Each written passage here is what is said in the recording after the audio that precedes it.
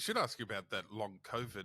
Like, can you, or just explain the long COVID? How long did you have it? How does it differ from having COVID? How much do you hate people like me that have never had COVID even once? Uh, I hated you long before COVID.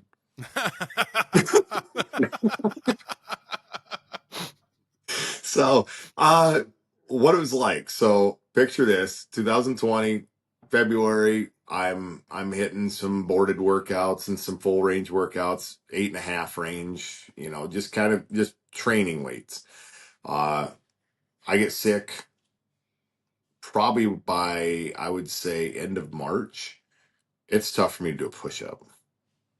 And Wow. like I was everything hurt bad. And I knew I had something because I had a fever for a few days, but when it receded, the fever, and went down, I felt horrible. That's all it went down to. And what was the most disappointing thing was the medical community going to two different like family docs. Oh, you were too abusive on your joints. You're too abusive. This is Patterson catching up with you. And I'm Mm-hmm. like, dude, no, no. No. You don't go from doing that in February to this in March. Like, it's not a thing. Went to a rheumatologist. First thing he did is grabbed a tablet. Wanted just, here's a drug. And I did not want to go that route. And so I kind of fought it on my own there for about a year, pretty much year to is about a March of 21. Finally found a rheumatologist that sat and talked and ran the right tests. And she's like, here's pretty much what you got. And she did mention the drug route too. Mm-hmm. But during this whole time, I was studying pain relief, inflammation relief. Like I got food allergy testing. I looked pretty weird in my car over lunch doing Wim Hof breathing.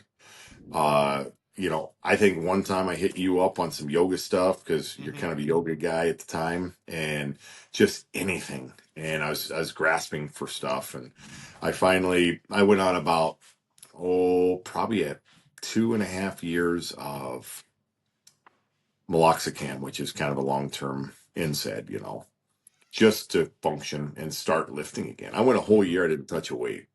That was the longest year of my life. I've never Really? done that since Wow. age 14. I've never taken that break. I don't think I even took. I don't think I took a year off after I had the strokes. Like Yeah, there's just something about there's. I think by now in my life there's something about lifting that if it doesn't happen at least semi regularly, then things aren't right. yeah, I'm with But you. So yeah, so that a was year is massive. That's huge. that was a long run. Slowly but surely, I've gotten some gut health right. I've gotten the food right. My body feels really good. Uh, my markers, blood markers, are really good at this point. So I think that was just a great wake up call. Mm-hmm. From I used to be 372 pounds. That's what I weighed in January 1st of 2020 was 372. 370. So what is that in real units? What's that? Like I How don't many know. stone? How many stones you mean? How many stone? I used to hate it when every time Giles he would talk about stone. I'm like, dude, no one talks that way. So I would have been 168.7. Yeah, and given that you're only 5'2", that's quite big. Hey, wait. Well, I got nothing to say. I'm 5'10 and 3/4. The three quarters count. You gotta add that, man. Oh So dear. So how has your life changed, or how has your diet changed then, from 2020 to now?